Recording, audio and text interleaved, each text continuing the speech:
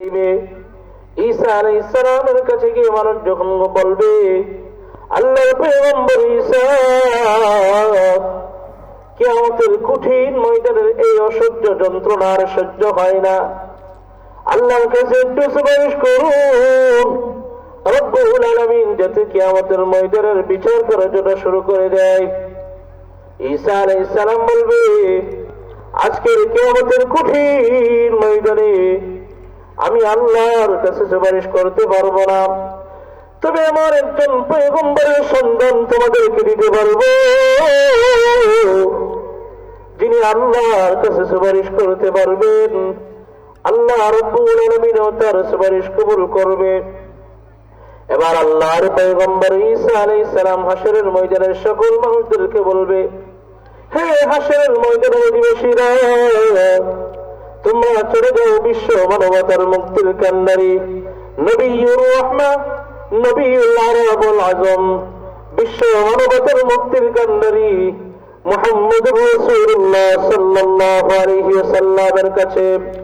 হাশরের ময়দানের সকল মানুষগুলো মিলে যখন আল্লাহর পয়গম্বর মুহাম্মদুর রাসূলুল্লাহ সাল্লাল্লাহু আলাইহি ওয়াসাল্লামের কাছে যাইবে, আল্লাহর পয়গম্বর সাথে সাথে সিজদায় পড়ে যাবে, প্রভু গো, হাশরের ময়দানের সকল মানুষগুলো মিলে আমার কাছে এসেছে। হাশরের ময়দানের মানুষগুলো তখন বিশ্ব নবীজির কাছে গিয়ে বলবে, নবী গো, আল্লাহ রাব্বুল আলামিন আপনাকে অত্যন্ত ভালোবাসেন।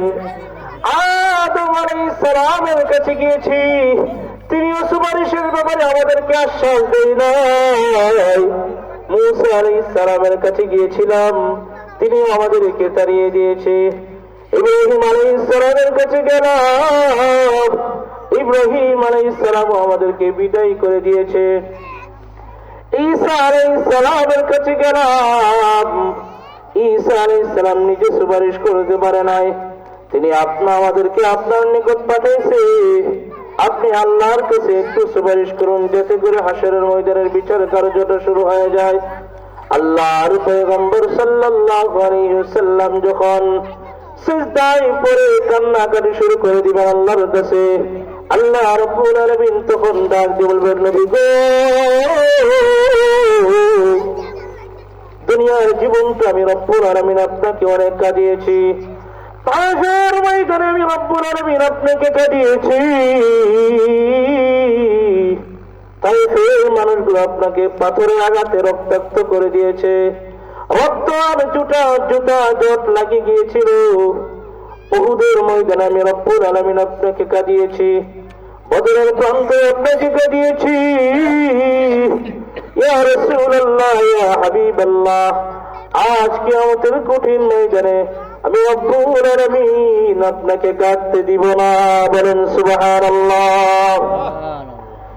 নবী গো, ইরফা রাসাক, আপনি আপনার মাথাটা উঠান আর আমি রব্বুল আলামিনের কাছে সুপারিশ করতে থাকুন, আমি রব্বুল আলামিন আপনার সকল সুপারিশকে কবুল করব। প্রিয় ভাইরা আমার, কিয়ামতের সেই কঠিন ময়দানে যেখানে সকল নবীগণ পর্যন্ত ইয়া নাফসি ইয়া নাফসি বলতে থাকবে, সকল নবীরা নিজেদেরকে নিয়ে ব্যস্ত থাকবেন, একমাত্র শুধুমাত্র কেবলমাত্র আমার আপনার পয়গম্বর মুহাম্মদুর রাসূলুল্লাহ সাল্লাল্লাহু আলাইহি ওয়াসাল্লামের জবান থেকে একটা কথা বের হবে, ইয়া উম্মতি ইয়া উম্মতি। প্রভু গো, আমার উম্মতের কি হালত হবে, আমার উম্মতের কি অবস্থা হবে। প্রিয় ভাইরা রে আমার, আজকে যেই নবী আমাদেরকে হাশরের ময়দানে ভুলবেন না, দুনিয়াতে যে নবী ভুলেন নাই, ওই নবীর দাড়িগুলো আমরা কেটে কেটে ছেটে ছেটে একদম জবেহ করে ফেলতেছি। আল্লাহর পয়গম্বর দুনিয়ার জীবনকেও তার উম্মতকে ভুলেন নাই, কবরের জগতেও তার উম্মতকে ভুলবেন না, হাশরের কঠিন ময়দানে আল্লাহর পয়গম্বর উম্মতদেরকে ভুলবেন না। আল্লাহর নবীর সাহাবায়ে কেরাম নবীর কাছে জিজ্ঞাসা করে, নবী গো,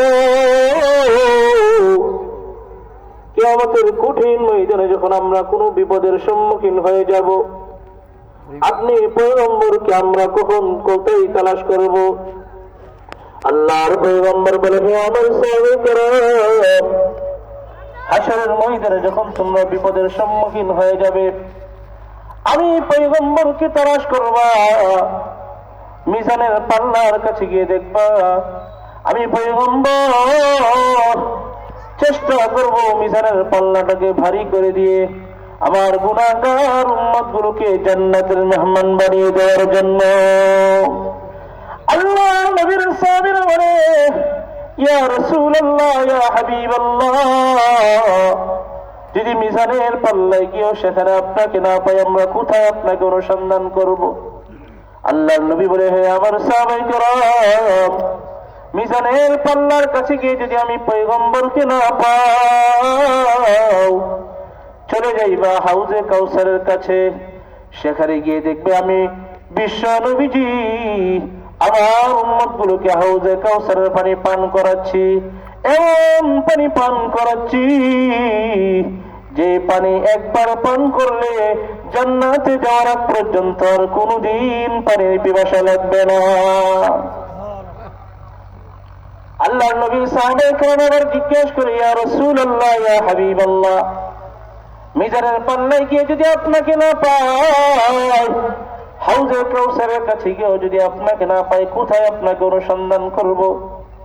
আল্লাহর নবী ডেকে বলবে, হে আমার সাহাবায়ে কেরাম, যদি সেখানেও আমাকে না পাও, গিয়ে দেখবে আমি পুলসিরাতের পুলের গোড়ার মধ্যে দাঁড়িয়ে আছি, আমি বিশ্ব নবীজি চেষ্টা করব আমার গুনাহগার উম্মতগুলোকে হাতে ধরে পুলসিরাতের পুল পার করে দিয়ে জান্নাতের মেহমান বানিয়ে দেওয়ার জন্য।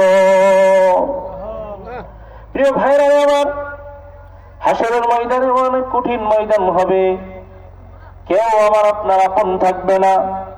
পৃথিবীতে যারা আপনাকে অত্যন্ত মহব্বত করে ভালোবাসে, আপনার মা বাবা পর্যন্ত আপনার আপন থাকবে না।